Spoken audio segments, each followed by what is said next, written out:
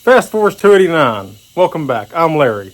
Tonight we'll be working on my 351 Cleveland again. So let's go ahead and jump into it and take a look at what we got. So tonight I'm going to be installing the crank main journal bearings, installing the crankshaft and using plastic gauge to check my bearing clearances just to make sure that they're good.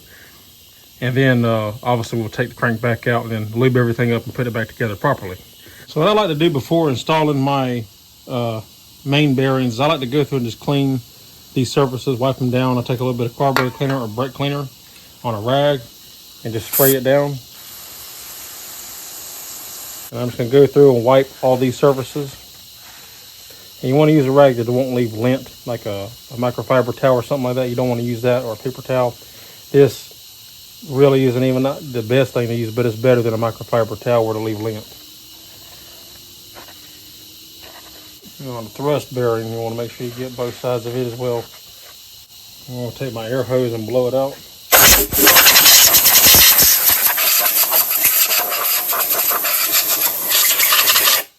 These are the bearings we're going to be installing. Sealed power. In case you're wondering, the part number 4, the crank mains had to be turned 10. That's why there's a 10. This is what we're looking at. So obviously these bearings here, because you got 2 to make up the thing. You got the block and then the cap, obviously. Well, these will go in here where the oil holes are, so then oil can flow through. And then you would have a solid bearing that would be in the main cap, just like that. And that would go in the main cap, so they go together. So, and I like to keep mine together. So all I like to do is I'll just hold the box and to make sure I keep them in the right order. This is the way I'll install them. So, because it don't really matter, you can put this one in any journal, but just keep them consistent, keep them in order. This is the way that I would do it. Now, obviously, your thrust bearing is here because it's got a bushing on both sides, so to speak. The bearing, you got this surface as well as this surface that the crank rides on. So, and that goes right here in the center. Okay, so we're going to go and get these put in. Now, if you notice on the block, you have these notches in the block all the way on every journal. The bearings also have these same notches, so when you install them, make sure you install those notches to go into that groove. I'll just line mine up like so. And we're going to push the bearing down. I like to push mine and feel it with my thumbs to make sure that it's even. Which when you torque the crank down, it'll move it properly, but I like to just make sure they're as even as possible.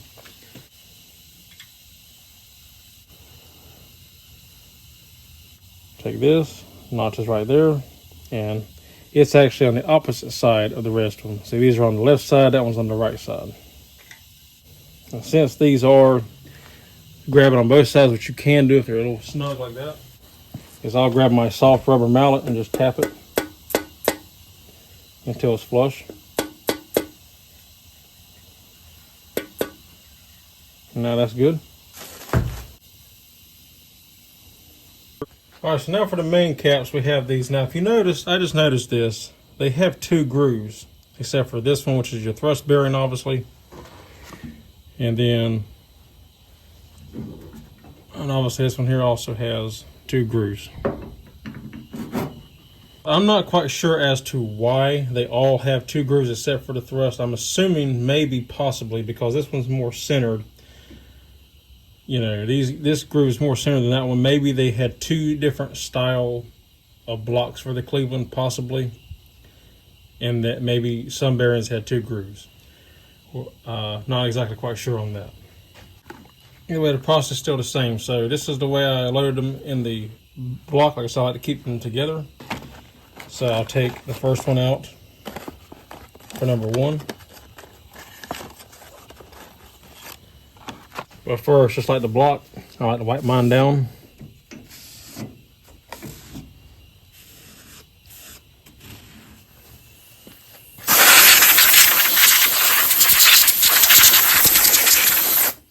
Okay, so now we'll take our first bearing. And you see how it lines up with that mark right there in the center.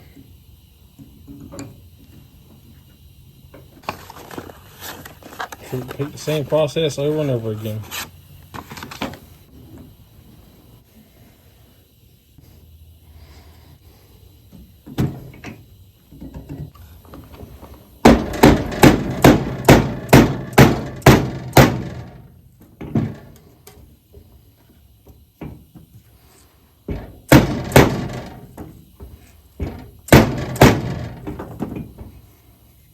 Okay, nice and flat.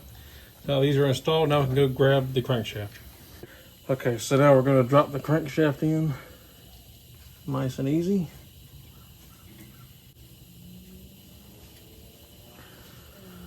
Now it's important to not rotate the crankshaft because you don't want to mark up the bearings. Now we can put our plastic gauge on here and then torque the caps down. All right, so now this is our plastic gauge here, Clevite brand. So there's a little piece of wax in here we're going to take out. This is a little tiny piece of green wax here. They got different colors, but green is what you want to check main bearings and rod bearings. So as we're checking the main bearings, we're going to break off a piece just big enough to fit in here.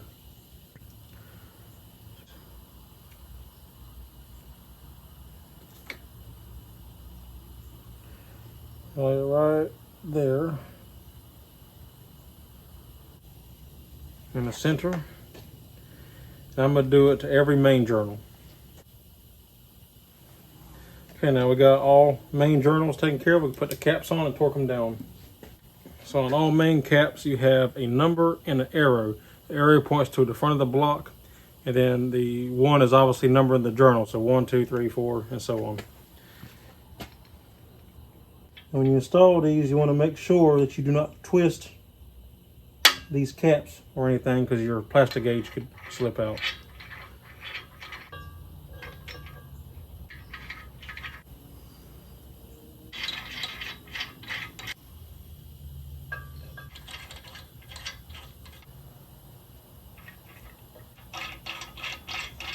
Got all the caps on. Now we're going to torque them down. So for a 351 Cleveland, in this case a 1972 is what I'm building, for a 1/2 inch 13 bolt, which is what I have, the torque specs is 95 to 105. So we're going to torque them at 100 because it's right in the middle. But go through, torque them all at first at 50, and then come back and torque them at 100. I always like to split the difference first, set it, and then come back and final torque them down. And also, I always start in the middle and work my way out.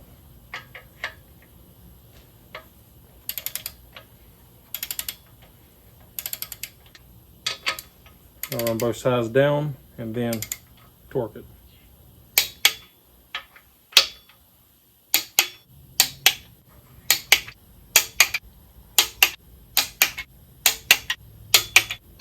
All right, now we'll torque them all down to 100.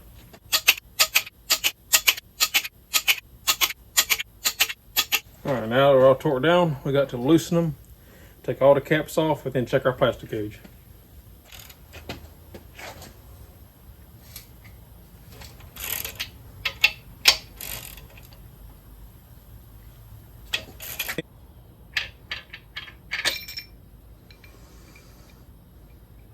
Okay, so our plastic gauge stayed on the bearing, which is fine.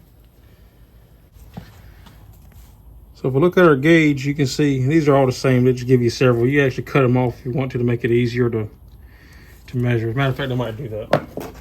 Okay, so you see one side is in inches, and then the other side is in millimeters. We want the inches.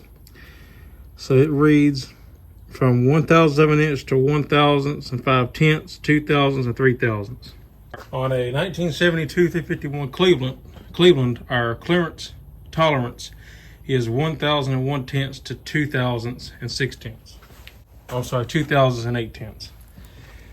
Now it looks like that's probably about 2/1000 5/10 from what I see. And I should note the plastic gauge is not an exact perfect measurement anyway. This is what you use when you don't have the tools or know the exact math and measuring the thickness of the bearing and all that. So, and also it matters on temperature. It's a little cooler out here, but either way, we're looking at about 2/1000 and 5/10 range. So it's still within spec, a little bit on the looser side, which actually in a way would actually probably be better since I'm running a high volume oil pump. So yes, I went through and checked all of them. They're all within this range. Where's it at? When I look at it closer, they're on the between a 2 and 3/1000 range. So, which is fine. It's a little bit more on the loose side, but like I said, for a street engine that I'm running a high volume oil pump and all, it's fine. And the main thing is you don't want them too tight. because if they're too tight, you can spin a bearing and it would cause premature bearing failure. But if it's a little bit more on the loose side, as long as it ain't too loose, it's fine. You're better off with it being a little bit looser than too tight, because then you run into problems. All right, so real quick, I forgot. I weren't thinking. When I did it the first time, I'm going to do my plastic gauge again because I didn't apply oil to the bolts the first time. I just put the caps on and bolts in dry and torqued them down. So this time I'm going to apply just a little bit of engine oil to the threads and the heads of the bolts so it'll slide easier and make it to where it'll torque down further.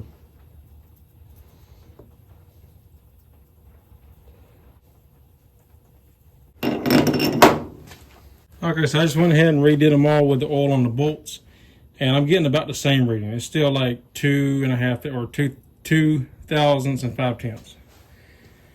So between 2 and 3. So it's still within spec. Like I said, still it's a little bit on the higher side, a little bit on the looser side, but still in the tolerances for a 351 Cleveland. And since it's a street engine, it's not that crucial. It's always crucial, but you don't, like I said, the main thing is you don't want it too tight. Too tight causes premature bearing wear. In this case, we're going to be good to go. Ain't got to worry about anything. So when I come down here and look at it, the line's a little bit faded, but you can still see it. So, see, it's a little bit smaller than that line, but it's a little wider than this line. And the white line is the 3000. So it's between 2 and 3, and like I said, plastic gauge is not an exact science anyway, so technically it could be 2000. This is just to make sure that you're within the ballpark. So, and we are there. I said it's not an exact science. To get a true, accurate 100% reading, you have to use micrometers and dial calipers to tell exactly what the true exact reading is. But this is close enough, and so you can see how it's, all the lines are just like that one. They're all the same. So a little bit wider than the 3 and just a touch narrower than the 2, which tells me it probably is about 2 thousandths. It's between 2 and 3, probably closer to 2. So yeah, we're gonna be good to go. So we can go ahead and install this crankshaft and don't have to worry about anything. And then we'll check the rod bearings next. Oh, and also one more thing is technically you can leave the plastic gauge on the bearing, but I always wipe mine off. I just take my fingernail and scrape it off and then take a rag and wipe it. It just makes me feel better.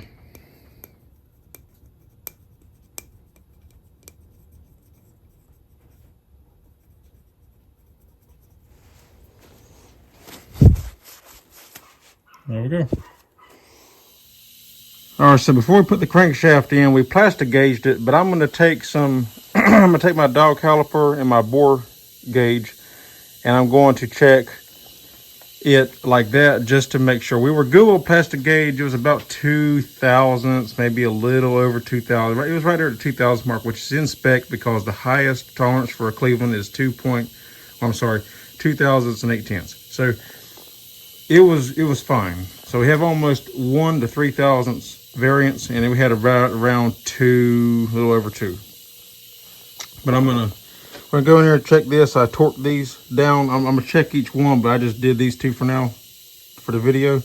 But I'm gonna check it with the bore gauge, and then we're gonna take the dial caliper and measure it, and then measure the journal on the crank as well to see what we get. All right, so I already checked it, but I'm gonna demonstrate it for video. So we release it. We're gonna put it in here.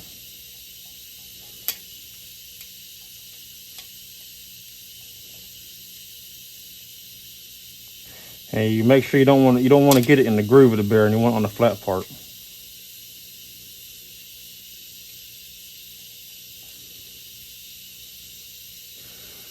And we're just gonna work it back and forth, help it find center, help it settle.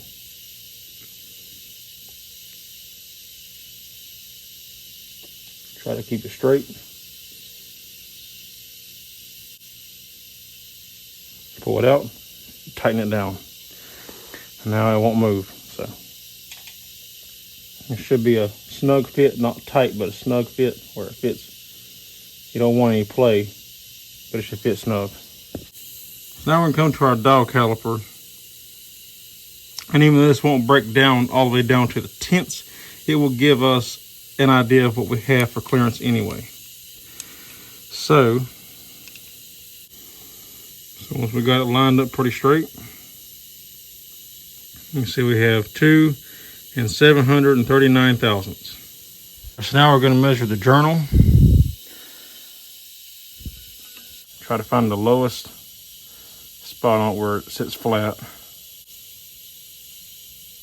Looks like we got about 200 or 2 737 thousandths. So yeah, about 2 thousandths clearance is about what I said with the plastic gauge. And that's about what we're reading here, about 2 thousandths, because it was 739 on the journal. And this is, make sure I'm reading that right. Yeah, about 737. So yeah, about 2 thousandths clearance, which is plenty, and that's all we need. So with that, I'll go through and I'll check the rest of them and make sure that they're all within that 2 thousandths range, and then we'll be ready to put the crankshaft in. All right, so I went through and went ahead and checked the rest of them, took them back off, and every bearing is within 2 thousandths or 2 thousandths bigger than what the crankshaft is. So we're good. So that will give, they're within the 2 thousandths. They're within a 2 thousandths difference of each other. So it's plenty of in spec, and it'll be perfect. And we're good to go ahead and put this together now. And also as a quick little thing, just to double check, see right here we got 72 351 Cleveland, which is what I'm building. Main journal diameter is 2 748 thousandths to 2 749 thousandths. When we measured the journals on this, it came up to be, so with the book it's basically say 750 basically. When I measured this, it was right there at 2 740 thousandths on every journal. It was turned 10 on the mains, so that tells me that they did turn it properly and it's good to go. Alrighty guys, well, I got those main bearings checked and installed, and I'm glad to have that done. So that's one less thing we got to worry about now, and one step closer to finally getting this thing more and more assembled. So yeah, so if you like the video, give me a thumbs up. I'd appreciate it. If you're not subscribed, consider subscribing. I'd appreciate that as always. If you have any questions, comments, or concerns, leave them in the drop box down below. And that's all there is for this one. Until next time, I'll see you on the next one. Take care.